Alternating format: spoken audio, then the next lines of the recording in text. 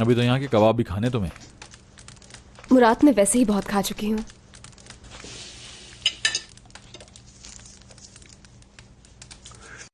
हयात, अगर ये जगह हम लोग खरीद लें, सोचो अगर ये जगह हमें मिल जाए तो तुम होटल चला सकती हो, और मुझे पता है कि तुम होटल बहुत अच्छी तरह चला सकती हो, फिर हमारा नाम भी हो जाएगा। सच में? ज्यादा आगे की मत सोचो, हमें यहाँ से जाना है।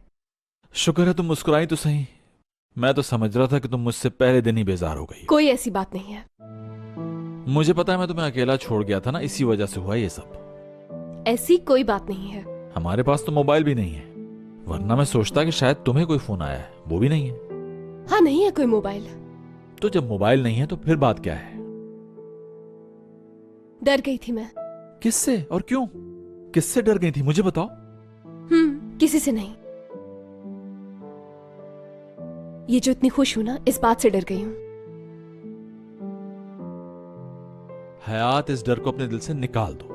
जब ये हाथ तुमने मेरे हाथ में दे दिया है तो तुम्हें किसी चीज से डरने की जरूरत नहीं। बेशक।